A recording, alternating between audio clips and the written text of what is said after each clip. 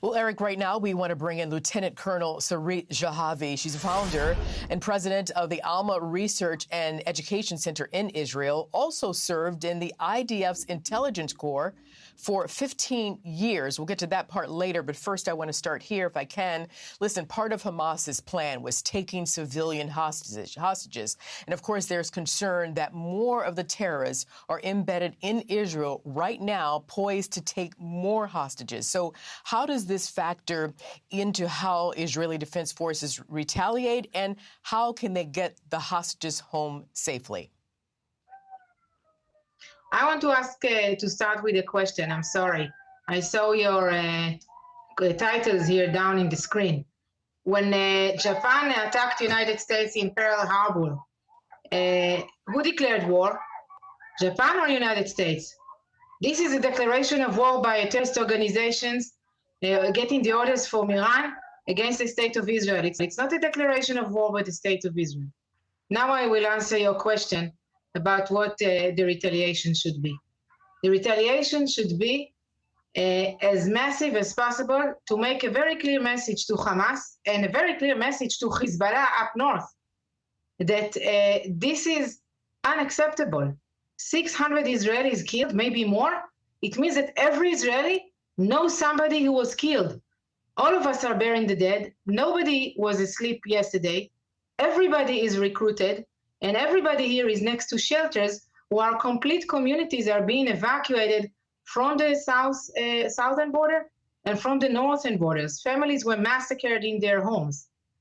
IDF is now making the preparations to make sure that it will be able to meet the Iranian vision of multi-front scenario against the state of Israel, a scenario that the Iranians made the preparations in the past 2 years. I myself saw the Hezbollah on the border building military positions following me and IDF soldiers every day in the past 2 years, in opposed to United Nations Security Council resolutions that were made in the past on the border. I mean on the Lebanese border. I'm speaking to you 12 kilometers from the Lebanese border. We are under threat here as well. So this was very important for me to clarify. And I appreciate that. So given what you just told me, a couple of questions for you then, and I don't ask this in any accusatory tones at all. You mentioned how you as an IDF member, you've been followed for a long time now. They were tracking you. So how is it that this attack was able to be pulled off in such a surprising way? And then also you mentioned you're there near Lebanon. Are you concerned? You just heard Trey Yank's report that Hezbollah has already raised its ugly head, that they're ready to jump in should this war expand. This is a big ball of mess. How do you handle this? How does IDF handle this? How do Israeli allies, of course, the U.S. and others? Look, as an ex-intelligence officer, I can tell you that to give an alert when the enemy is standing at the fence prepared. And in the past 2 weeks, we've seen provocations on the fence in Gaza all the time. This is normalization of the provocations until eventually they cross and they damage security measures on the fence. It's really more and more difficult to give specific alert if you don't have strategic information or intelligence about intentions to actually go to war is what happened. So I truly don't know what happened in this specific case. These things will be clear later. And of course, there is a lot of questions here inside Israel about intelligence and operational functioning. But I can totally identify with the intelligence challenge here when we speak about an active front that was not quiet in the past few weeks. As to your question of the North, we woke up this morning to an anti-tank attack of Hezbollah against an IDF position, anti-tank missiles that were fired from a school inside Lebanon, not far from the Israeli border. I don't know what was the damage. I know that the targeting was accurate, and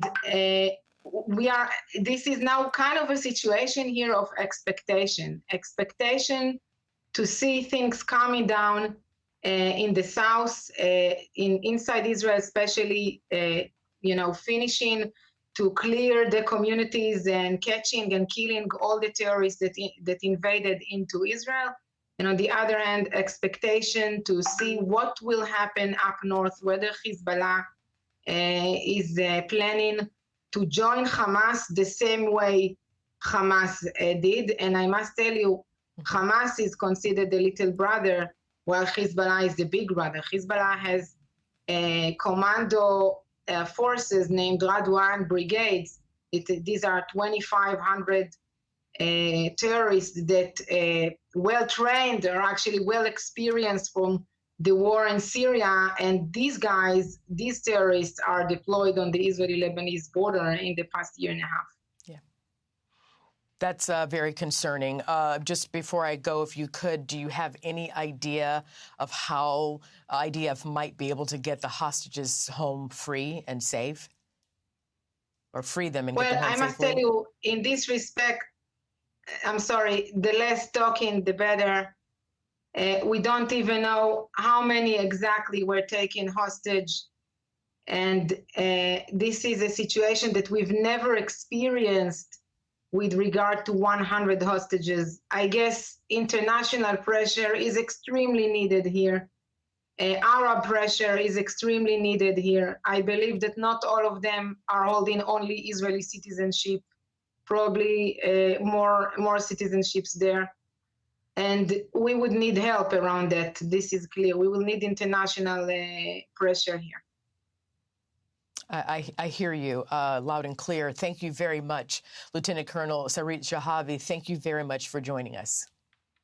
Eric? Thank you very much.